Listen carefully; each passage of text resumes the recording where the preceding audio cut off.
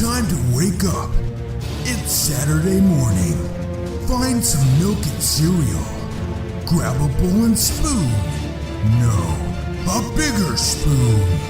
Head to the living room and take a seat on the floor while Joseph and Chris present to you Saturday Morning Cartoon! Hello, everybody, and welcome to Saturday Morning Cartoon Boom. If you didn't hear that, that was boom. It was kind of inaudible. This is a show where we wake up with the Saturday morning sun, plop down in the living room floor with a big bowl of sugary cereal, and watch all your favorite cartoons, both old and new. I'm Joseph. And I'm Chris. And this morning, we watched The New Adventures of Superman. Not the old ones, the new ones. But they are kind of the old ones, ironically. Old. Yeah, they're very old. But they're not the oldest. They're still pretty old. Yeah, I guess that is a problem if you name your show with anything with new in it. Eventually, it's going to be old. Yeah, you're stuck. It should just be called Superman of the appropriate time period. The current adventures of Superman. No, because then that's the same as new, because then it's not going to be current after a while. You're okay. The 1960s adventures of Superman is what exactly. This should have been called. The new to 1966 adventures of Superman. They'd be like, okay, that's understandable. You know what? Like, I was just thinking, like, Marvel Comics right now, where like everything is all new, all different. Like, all new, all different X-Men. Oh, and then, like, true. 10 years, like, kids are going to be like, this is bullshit. Yeah, it's going to be all old and all the same. Right? We grew up with these guys. Why would they be new? The New Adventures of Superman aired from 1966 to 1970, created by Lou Scheimer of Filmation. Jerry Siegel and Joe Shuster, of course, were the original creators of Superman. Produced by Filmation.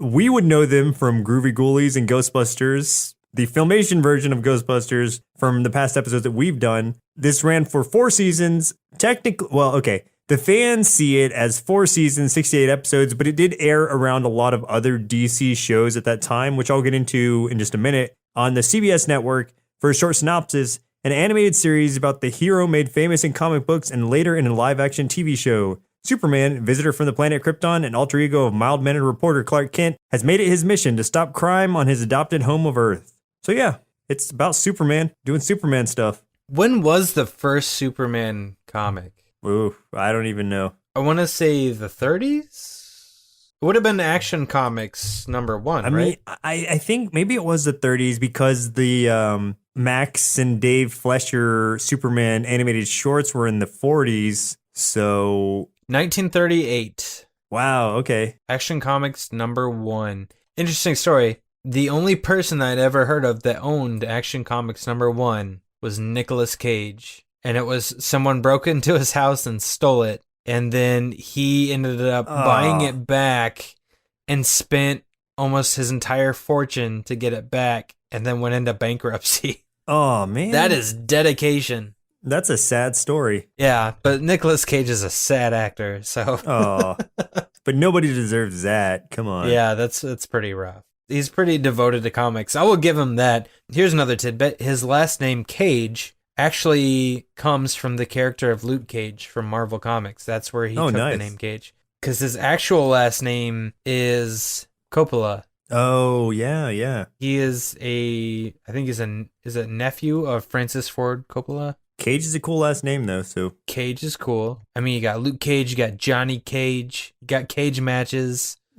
All of those things are cool. That's as far as our Cage knowledge goes. That's the extent of it. So, Chris, who are some actors from this series? Okay, so the voice of Clark Kent, a.k.a. Superman, was voiced by Bud Collyer. The narrator and voice of Perry White and Lex Luthor, voiced by Jackson Beck. The voice of Lois Lane was voiced by Joan Alexander from 1966 to 1967. And then Julie Bennett from 67 to 69, and well, I'm assuming that's supposed to be 70, but the info I got said 69. And Julie Bennett is also the voice of Aunt May in the Fox animated Spider-Man series from 1995. Oh, cool. Which is cool because I kind of recognized that voice and I couldn't place it. That's apparently where it was. I kept thinking, oh, this sounds like the lady from Leave It to Beaver. But no, I was wrong. It's Aunt May.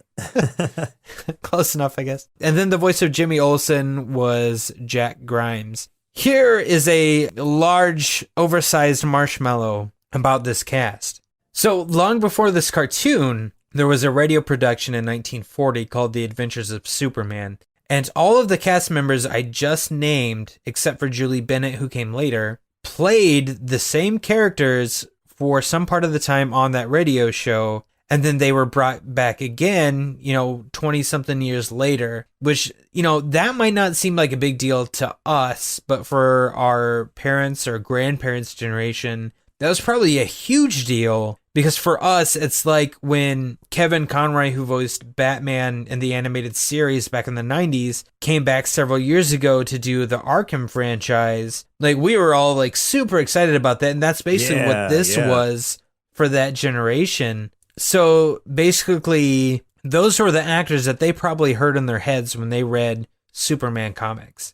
And 20 years later, they get to hear them again and get to see them animated. So that's really awesome. And this radio production was 3 to 5 times a week for 7 years. That is insane. Wow. Like, can you imagine how many episodes that is? That is thousands of episodes. And one more cool tidbit, and this is about the radio show. And I only mentioned this because it's semi-important for history. And I'm not actually joking.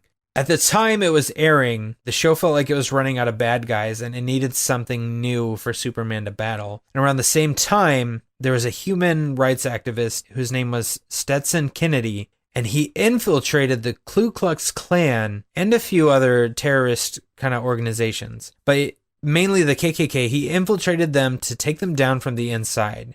And unfortunately, while he was there, he found out that the KKK actually had some reach that extended into parts of the government and the police. So he has this information and he's like, okay, I can't pass it to the police. I can't pass it to the government because I don't know who I can trust. Oh, man. So he knows some of the producers from this radio show and he passes it to them. So the New Adventures of Superman chooses the KKK as their newest, basically bad guys that Superman is going to go up against. And they start leaking these secrets and secret codes and rituals that the KKK actually uses because they're getting them from this guy and they're using that in their radio production. So kind of like as the guise of just fighting the KKK for fun. So as a result, all of these secrets were aired. And the KKK took a huge hit in its Klan membership because they were being exposed, basically. So it kind of became this pseudo spy ring, basically, which is really awesome. I've never really heard of anything else like that happening in something that was pop culture. So that's really cool. Yeah, that's incredible. That was crazy that they took such a risk to do that just to leak that information out. That's awesome. Oh yeah. And the KKK definitely tried to rally against this radio show. And I believe that the studio that did the show was owned by Kellogg's, which seems weird. But so the KKK started, they were launching this campaign against Kellogg's to try to get people to stop eating their cereal and to stop listening to the show and stuff like that. Obviously, it did not work. So awesome. Man. Kick the KKK right in the face. That was a big marshmallow. That's great. Everything that I say from this point forward for my marshmallows is going to seem really dull. Sorry. I'm going to say it anyway, because these things are still important, though very small as far as scale goes. A couple of marshmallows that I have. One, actually, I thought this was interesting. This was actually the first cartoon that was produced by Filmation. Really? That's the very cool. first one. And what's hilarious, what I found really funny, was in order to secure the license to produce the Superman cartoon, the founders of Filmation got several of their friends to set up a faux animation studio. They invited representatives from DC Comics to tour their fake facility, where they saw what looked like a large, busy production staff. But in reality, the staff for Filmation was much, much smaller. Oh my God. So Filmation, they're my heroes now because That's so awesome. they captured this license by faking it. Like they put up like a huge fake studio just so DC Comics would be like, all right. It's kind of like when we get accepted to do press at places. And people which think has we're happened much, recently. I know, and people think we're much larger or more important than we are. This is what Filmation was doing long before us. So props to Filmation for being able to do that. There's been several people that think that we're some kind of big podcast conglomerate of some sort. Where really it's like 5 people that all have like other jobs and only do this in their spare time and make no money. Yeah, yeah. So I have a newfound respect for Filmation because of that information. I do too. Like I can forgive them for that first Ghostbusters cartoon now. I like that first Ghostbusters cool. cartoon. I thought it was interesting. Oh man. Compared to Slimer and the Real Ghostbusters. Okay, anyway. it was better than Slimer and the Real Ghostbusters. That was terrible. There you go. I'll give them that. At least they had a monkey and that was cool. Yeah. Okay, an ape. Sorry. An ape. Thank you. So bad at this. I don't know my mammals. You're human, Chris. Human. Anyway, 68 episodes that appeared as part of 3 different programs during the time, and they were packaged with similar short features. These episodes were only about 6 to 7 minutes long. They were paired with adventures of Superboy. There were some with Aquaman and some with Batman as well. As far as the one with Superboy goes, in the book Creating the Filmation Generation, Lou Scheimer recounts that in one of the earliest Superboy segments, the animators had included a scene in which Krypto the Superdog extinguished a fire by urinating on it. He says, luckily he managed to catch this and had it changed before the segment aired on television. That's hilarious. But that would have been a great thing for the animators to sneak in there. It would have been even better if it was like Aquaman spitting on it or something. Yeah. Oh, I have another marshmallow to add on to your marshmallow. It's one marshmallow stuck to another one, which is always really awesome when you get it on your spoon. Those are nice treats, yeah. Yeah, those are the best. When we were doing this cartoon, Joseph and I had a hard time figuring out some of the episodes because IMDb was reporting so many episodes and TV.com was reporting a different amount. The reason is because each season they changed the name of the show. The first season is The New Adventures of Superman. The second season was actually officially titled The Superman Aquaman Hour of Adventure. And the third season was the Superman Batman Hour of Adventure. Oh, yeah. So that is why I hadn't told you this yet. That's why we had so much trouble figuring out how many episodes there really were. It's because they changed the names.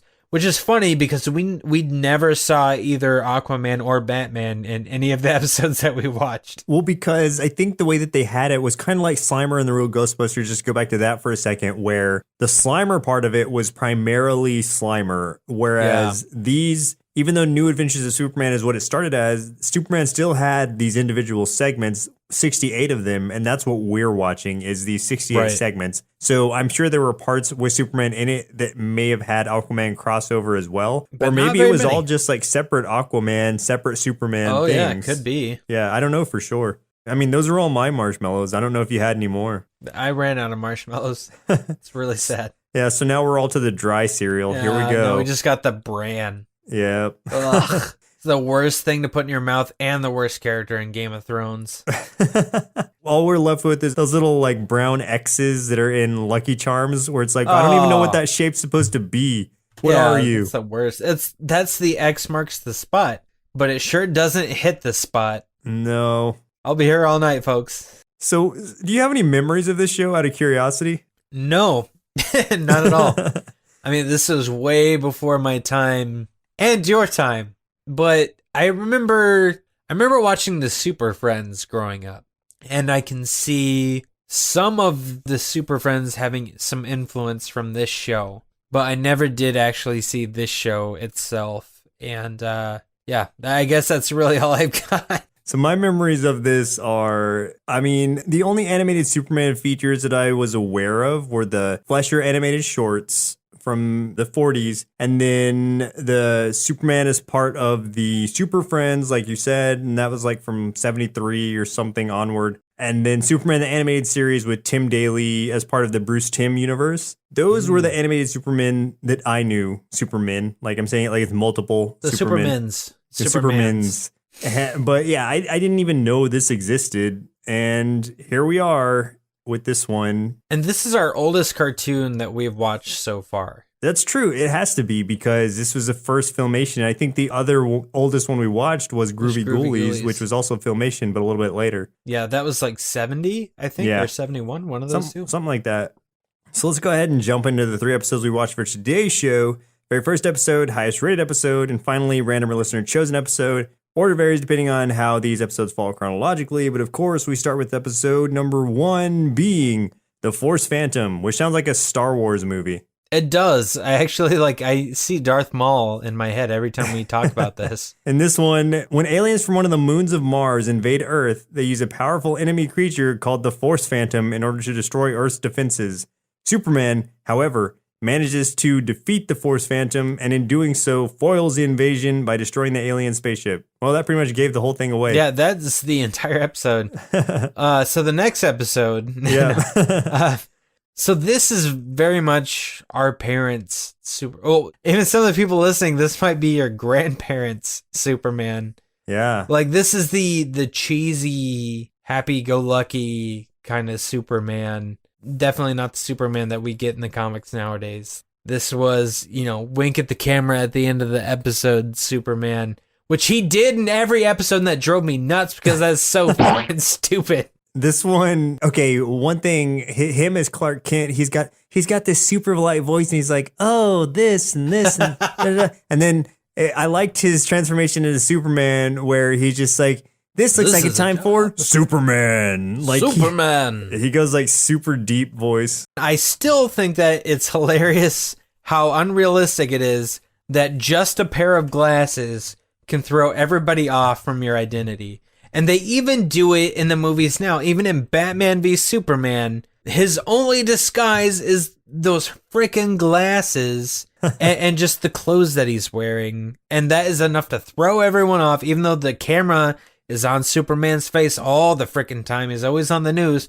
No one is figuring out that it's Clark Kent, even though he looks exactly the same, just wearing glasses. It's ridiculous. Yeah. I mean, that's going to be one of those things that's an argument that goes down in history of people who are like, it doesn't make sense. It doesn't make sense. And really, it doesn't. No sense. It makes no sense at all. You have to accept it. I mean, he doesn't even pull like a Flash where he's like constantly vibrating so you can't see his face or anything. Right. He's there. You can see him. It's like, oh, hey, Clark, what's up? Like, why are you dressed like Superman? He could do that if he wanted to. They did something similar to that in the Smallville show. Where he would purposely blur his face. But anyway, another thing is that every time he changed into Superman, he would go into this like closet, like a janitor closet or a back room or something. And then he would be like, this looks like a job for Superman, like you said. But here's the thing, like, why is he saying that out loud? For one, if anyone walks by that closet, they know who Superman is. They know it's Clark Kent. And for two, he's talking to himself, which is kind of weird. He talks to himself throughout, though. Even when he's flying, he's like, up and away, or forward, back. Right. Like, he always has to announce which way he's going. Away. Downward. Like, I wonder if he's, like, when he's in that closet, if he's giving himself a pep talk. Superman. Like, he's like, it's a Monday. He had to change a flat tire on his way to work, and then he got to work. He's got all this stuff left from last week, and the coffee was burnt. He's just having a shit day, and something's going wrong, and he's like, man, I really don't want to do this, but this looks like a job for Superman. And then he goes and does it, like giving himself his little pep talk to get out of that closet and just do it. Like, maybe that's why he says it out. I don't know. That's the only reason I can come up with it. I'm sure there's so much thought that goes into it. When in these 7-minute episodes where he's fighting a large creature of pure light energy, I guess, with these weird aliens who are like... The aliens are stupid. Here's the thing I liked, though. I liked that the alien was made purely from the electricity or energy from almost the engine on their ship. So I like how it was animated. I like how Yeah. they animated that creature, for sure. It has a limited amount of power, and it is tied to the amount of power that their ship can propel from that generator. And I thought that was a neat idea because the only way to really beat it is to match its strength and surpass it so Right. that it has to propel more than it's able to. And that's what ends up happening. What I also found interesting was that in this episode, Superman does not care about life. He's just like, well, I've overpowered them and they blew up. Oh, well, such is fate. Just kills them and he's like, well, not my fault. And the only reason I bring that up is because in the next episode, he's concerned about life. And I'm Right. like, well, you didn't care at all about the aliens before. It's only specific life, I guess. Yeah. He picks and chooses. Like, he didn't bother to use his X-ray vision this episode to check and see if there was life in that ship. Now, there's a lot of interesting tropes in this episode in particular, too. And some of them continue through the other episodes. But one is that in between scenes, you hear a guitar slide and you just see these colors on the screen, which is hilarious because that definitely just shouts 60s to me. And then we have an announcer telling us what we're seeing on the screen. Like, if like the aliens are like shooting something at Earth or something, like, the aliens are shooting this towards Superman. And it's like, yeah, we know because we're seeing it. We're literally watching it right now. And I'm assuming that came from the audio show that they did 20 years prior. That mindset of having the narrator, I'm guessing, carried over from there. But if not, I just wonder why they did it and why so many cartoons after that, especially Super Friends, carried on that tradition. Because I'm like, we're seeing it, so we don't need somebody telling us what we're seeing because we're seeing it. I think a lot of it was because the episodes are so short that they felt that they needed at least brief narration to tie things into it. So it'd be like, there's no misunderstanding. You know exactly what's going on because you're being told as it's happening. Did you catch all the awkward pauses in this one? Because there was a lot. There were a lot, yeah. My favorite was when he was fighting the monster and he goes, "Oh, no, you don't. Whoever you are." Yeah. What happened? Did he forget his line? Like, there was a lot of him saying like "Great Scott" or "Great something." It was he always says great Scott something. a lot. Yeah. Away. Gee Willikers. It was just Yeah. stuff like that. Like he's Some saying G. a Willikers lot for of sure. like classic. Goodness gracious. Yeah, goodness gracious. Yeah. The other thing that was kind of weird was it was all like big band, like orchestral swing music, like throughout all these episodes, like something you would hear from like I Love Lucy. Da, da, da. Yeah, it was a little strange. Maybe but not that, but yeah. I don't know if there's much more to say about this episode. Obviously, he overpowers this light beast by, as I said before, overpowering it, and it blew up the generator, blew up the ship. He didn't Blew care. up the aliens. And yeah, he didn't care, and things continued as normal. Pretty much. So that'll jump us into episode 2, Night of the Octopod, season 2, episode 7, which was the highest rated episode, where an octopod machine comes out of a flying saucer and threatens a rocket base near Niagara Falls. I'm not going to read the rest because it's essentially a description of the entire episode. Can you just quickly explain to me what an octopod machine is? Because I don't know.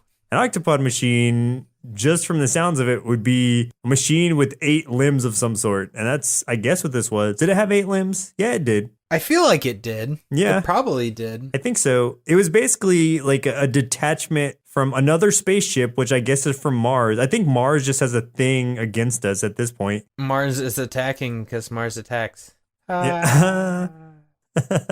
My favorite part about this episode before we go any further was the electric eel. I'm just going to say that and I'm going to put it out there. That electric eel just almost screwed over Superman. This little eel just minding his own, and I think it dies. We'll get there, but So God. Superman, there's this UFO with an octopod who is threatening the invasion of Earth. Superman goes up there and he's like, "No, you don't." He uses X-ray vision to check. Fortunately, there's no life this time, which he's very concerned about this episode.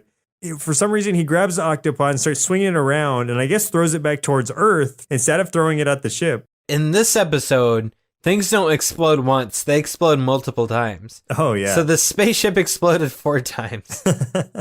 I counted this. I went back and counted. Wow. The spaceship explodes. There's 4 explosions. So the spaceship explodes 4 times over. and he throws the Octopod. I would think that he would have thrown it at the spaceship, but instead he throws it back towards Earth for some reason. Or at least like at the sun. Don't throw it at the like if this were realistic and he threw this at the Earth, that thing, the rate it was going, would have slammed into the Earth like a meteor, like dinosaurs dying style, and wiped us all out. And then freaking Superman would be feeling salty for not paying attention to his actions. Yeah, yeah. And so he threw it back towards Earth, thinking, I guess, it exploded or it died. No concern about the life on Earth either. But it was fine because it went in the ocean and didn't cause any waves of any sort until not even a ripple. Until the nefarious electric eel comes up and accidentally brings it back to life by electrocuting it. The electric eel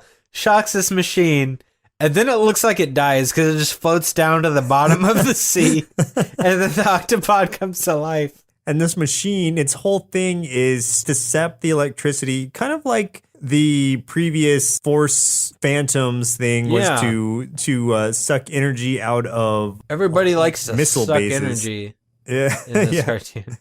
There's a lot of energy suckage. A lot of sucking. And so, yeah, the Octopod wants to take all the electricity from whatever source it can find. Ooh, yeah. So Superman goes back to being Clark Kent when this takes place, and he's back in the Daily Bugle, and their power starts flickering.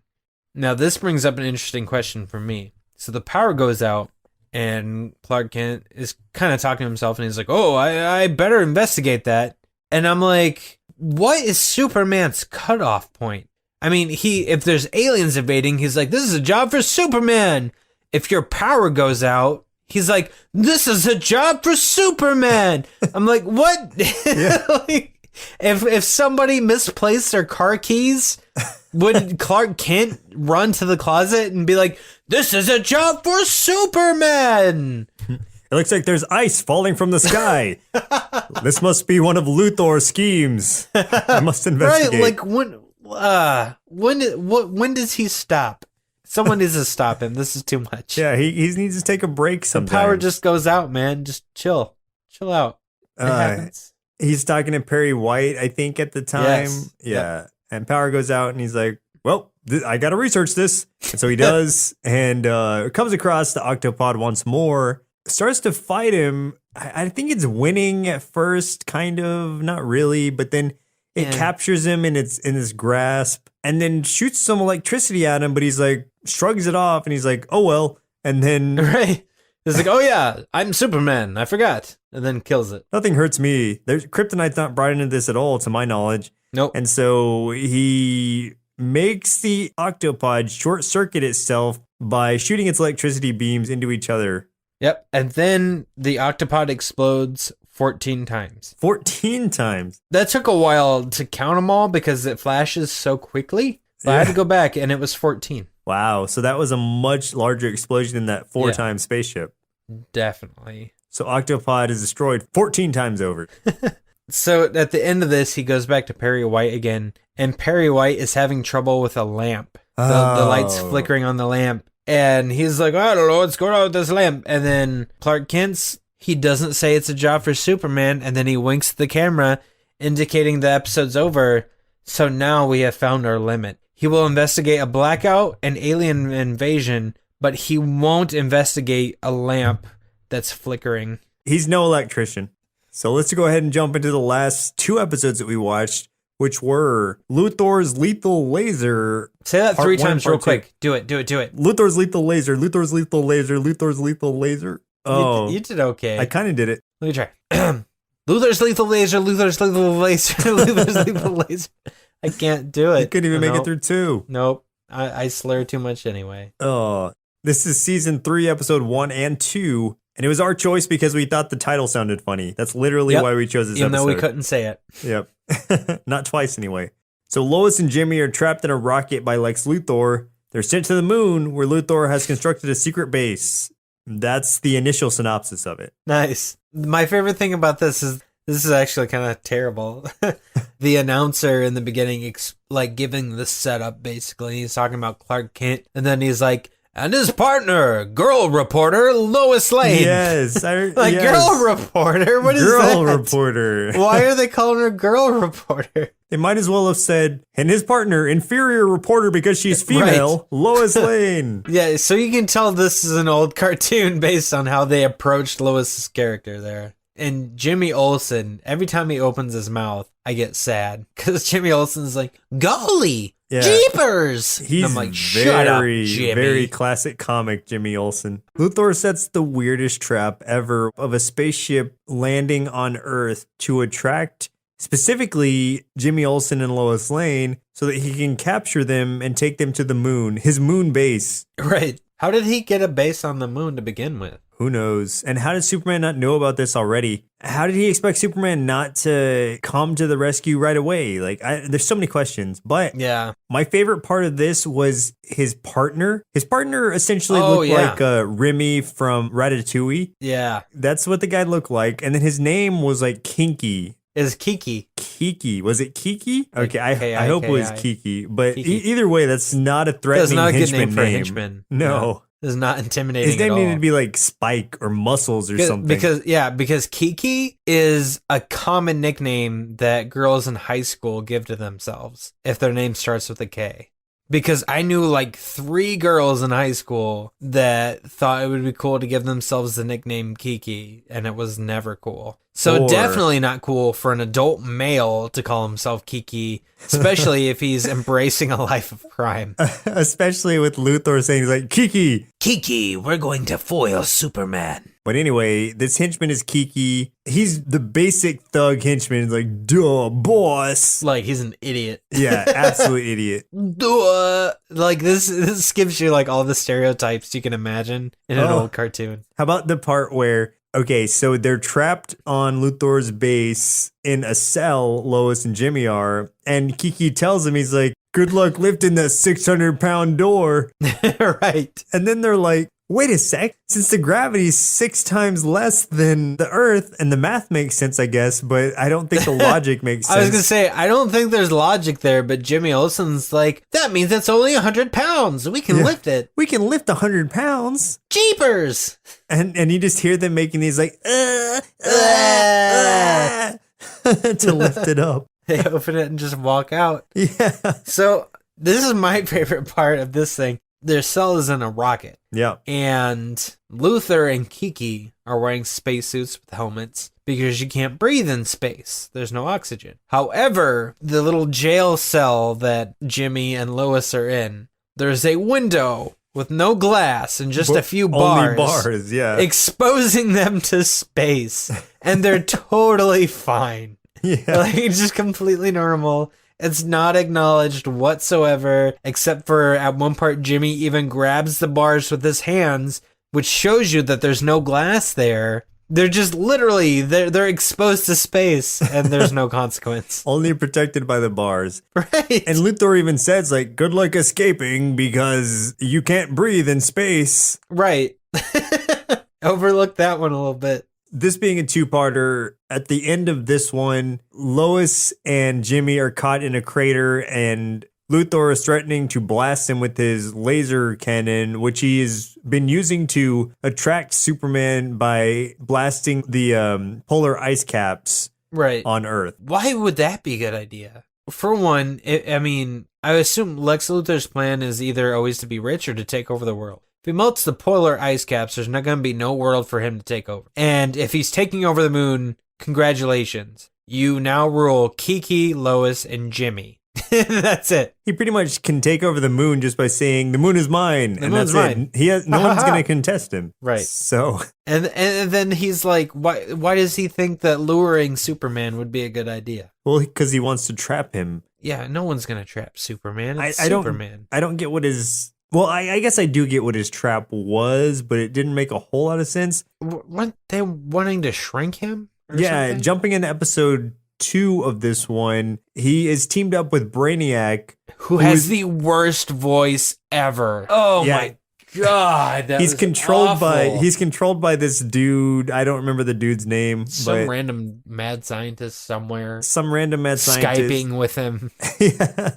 He's Skyping with Luthor through Brainiac. Brainiac's thing is just a shrink ray, and his idea is their grand scheme is to shrink Superman down to size with the rocket ship that he comes in on. I'm thinking like even with Superman at a smaller size, he's still going to be really strong. He's going to be like Ant-Man powerful. Yeah, at exactly that point. what I was thinking. Like I was just thinking of Ant-Man. Yeah. And I'm like, dude, Ant-Man, I mean, he still has the force of like a bullet hitting you. So Superman, who is stronger than Ant-Man to begin with, way stronger, would still be like a bullet going 20 times the speed as it usually does, hitting you. Yeah, so his plan was not well thought out. Nope. I didn't see where Superman escaped the ship, but at some point he did before it shrank. Yeah, I don't know. I don't know how he did either, actually. So he just kind of comes into the floor. It's like, I'm here and I'm still large. Then he gets Luthor and Kiki shrunk. And then they're like, Superman, don't step on us. Oh, Superman, don't step on me. One thing that I thought was really funny is at the end of the first part and into the beginning of the second part, when Superman is flying into space towards the moon, he goes through this asteroid belt. And as he's flying, he's just punching these asteroids. Oh, so just much. left and right, and he just keeps doing it as he flies, and it looks ridiculous. He's not trying to fly around him and all. He's just like punching right through them. They explode. Just turn into dust. Yeah, it's really funny. Also, Luthor's head is really fat in the second part. Yeah, when he's sitting on the ship. Yeah. The first scene we get of Luthor in the second part, like there's so much more space to the back of his head. Like it's not proportional at all. It's huge. Yeah, he's like a slug in the second episode. He really is. It's so big. Like the lack of gravity has really misproportioned his body. It's so gross looking. So yeah, as you said, they get shrunk, Luthor and Kiki, his reliable henchman, and that's pretty much it. Oh, that's Superman. Oh, there's the wink again. Oh yeah, but before that, Superman like picks them up, and I don't know, is this an insult? He goes, "All right, you shrinking violets." Yeah. What the hell is that supposed to mean? When Lois is like, oh, they're so cute. And he's like, they're going to be cute when I take them back to Earth and put them in prison and they grow back to normal size. It's like, Superman, that was a terrible setup. Like, why would he think that's cute? That's gross. Maybe he said they won't be so cute when I do that. I don't remember. Oh, that could be. That would make more sense. What was his wink at the end? I can't remember. Oh, no, it was, okay, so they go back to the office and Lois and Jimmy are like, okay, we're back. And they're talking to Perry and he's like, all right, I don't want you moonlighting or anything, like working for other companies. And they're like, eh? And then wink. Yeah. And then Clark's like, what are you two talking about? And they're like, Clark, you wouldn't understand. And he just winks at the camera. That's it. Oh, every freaking episode, that stupid wink. God. Oh, real quick. During I think it's the first part, that guy that busts into the room with Clark and Perry and starts telling Perry what's going on has the worst voice ever, and I can't understand anything he's saying. He was just in it for like 5 seconds of this entire like series. He's just a guy who busts in the room he and just tells busts them. in the room and starts talking, and his voice is ridiculous. Well, with all that said, Chris, I think it's about time for us to fetch our inner kids from Luthor's moon base before they accidentally melt the polar ice caps and see what they thought of the new adventures of Superman. I never really liked Superman because he's such a goody-goody, and Batman could totally take him down. Spoiler alert. Wait, what's a spoiler? I don't know. Anyway, this cartoon was kind of cheesy, but it reminds me of old comic books, which are neat, and I really like Lex Luthor and his awesome evil schemy voice, because it's really fun. And I give this cartoon 3 bowls of faster than a speeding bullet cereal out of 5. Your turn, Joseph. Away! And I winked, but you can't see it. Thanks, little Chris. For as silly as this cartoon was, it honestly did succeed at capturing the essence of the sometimes equally corny source material. While absolutely a product of its time, and a product of Filmation, I had a great time watching along just to see how they managed to fit these macro-scaled adventures into these micro-linked episodes. With all that said, I would give the New Adventures of Superman 3.5 bowls of Kryptonite Crunch cereal out of 5, and I can't wait to see the diabolical electric eel make his villainous return. It's Superman, Superman.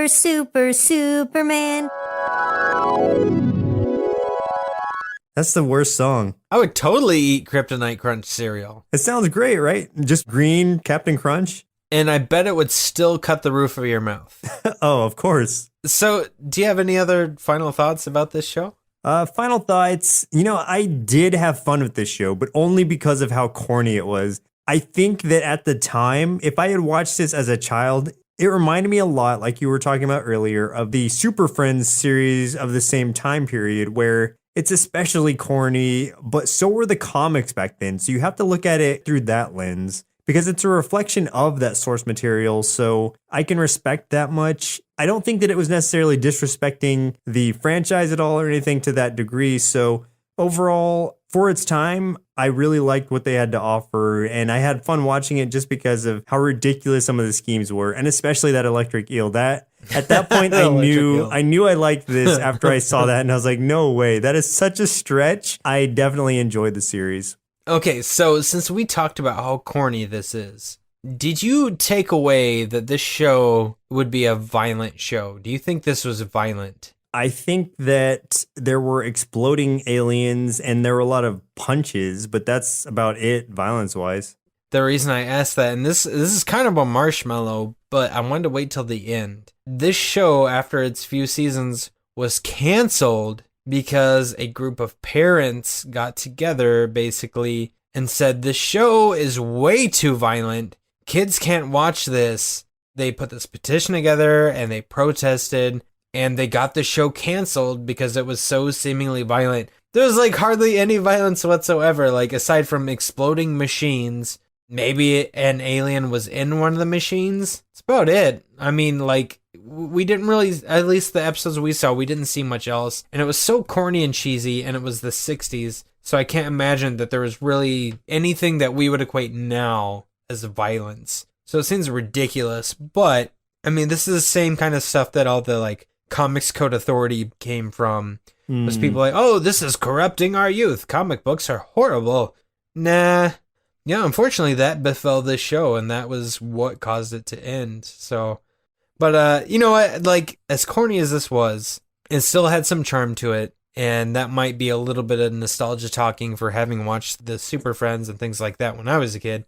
And I wouldn't continue watching it, but I can't deny its importance in how I can see other cartoons came from this, because I feel like this was probably the first of the real superhero cartoons.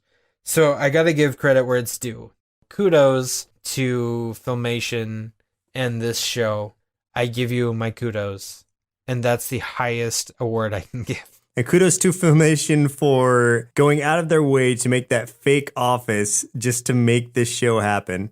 That is awesome. That's reason enough to like this show. They just want a lot of respect. Well, listeners, it looks like our milk supply has now run dry, so it's time for us to say goodbye. And next week, we'll be watching Erased! Submitted by We Are Sibs via YouTube. And once again, I'm Joseph. And I'm Chris. And we'll see you next Saturday. Superman. Dun, dun, dun, it's Superman. I don't know the rest of the words. Saturday, we'll see you next Saturday. Away! Presented by Nerdsloth. A place for lazy nerds. If you like what you heard, consider donating at patreon.com/nerdsloth so we can continue bringing you quality shows. Be sure to also leave us a review and share your favorite episodes and clips on social media. If you're looking for more content, visit us at nerdsloth.com.